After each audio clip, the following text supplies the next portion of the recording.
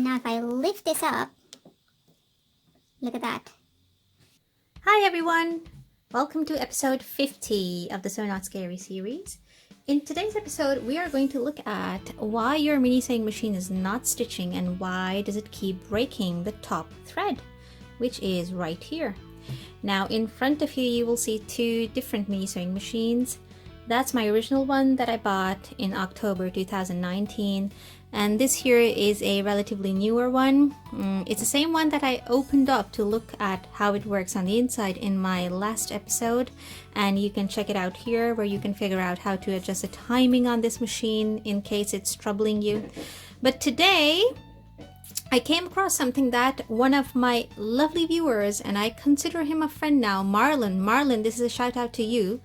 You pointed out this issue to me, and when I actually sat down and looked at it in detail, that it's true what you're saying. So today I want to bring this to light. So here in my hands, I've got this raggedy old piece of doubled up canvas that I've sewed over very many times, as you can see. And that's going to be our test fabric. And in front of you, you can see there's a mini sewing machine. And in here, I have threaded the bobbin with the nifty 9 method that I speak of here, okay? And everything else apparently seems to have been threaded perfectly, okay? And we're going to start just by sewing a straight line on top of these many straight lines that we've stitched before. And I want you to kind of look closely at what's going on in this area, okay, at the bottom of the top thread. So here we go.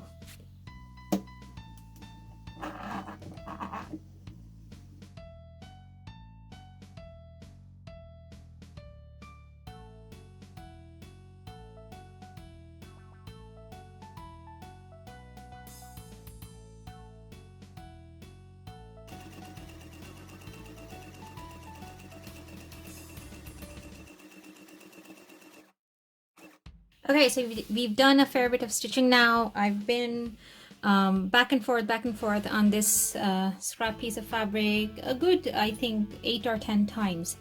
And I hope you were paying attention to what was going on there, because if you weren't, let me show you what's been going on. So just like any normal sewing project, pretend that we finished sewing whatever project we were making, and now we're going to remove it from underneath the presser foot. So we get the needle out, lift the presser foot, get some thread out from here, and now look what's happening here.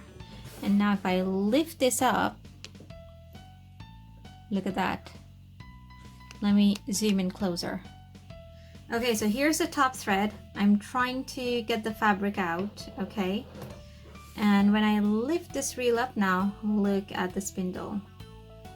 Look at all those coils of thread. 1, 2, 3, at least 3 coils. And this was only with a little bit of back and forth stitching on the fabric, okay? About 7, 8, 10 times, okay? And the fact is, if you are stitching a project, which will definitely mostly be longer than what I've just done on this scrap piece of fabric, those coils that you saw on the spindle, they're just going to increase more and more and more in size until what happens is they start to tug. So imagine if it's coiling around like this, and that's how it's sitting, right? It's going to not provide enough thread here, okay? It's going to start pulling back. All this tension from the coils is going to start pulling on this thing, and eventually this thread is going to snap, okay? So why did this happen? Because when we started off, it looked like everything was threaded perfectly. So why did it happen? Let's take a look at what shape our thread was making. It was making the number 9 shape, the nifty 9 shape, okay? And the fact is, the nifty 9 method is only for the lower bobbin. For the upper thread, your way to remember how to put your thread in is P for perfect, okay? Not nifty 9. Turn your thread reel around. And now do you see what shape is this making? It's making the P shape. Just remember, your top thread reel should make the P for perfect shape, okay?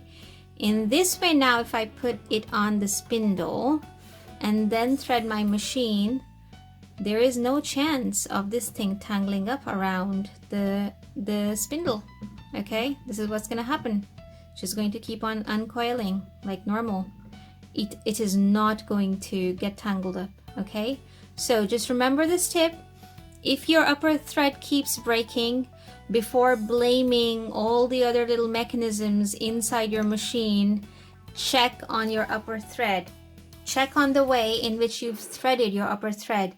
Is it making figure 9 when you look at it from the top, or is it making the letter P? If it is making figure 9, it's wrong, okay? The nifty 9 method is only reserved for your lower bobbin, not for your upper thread.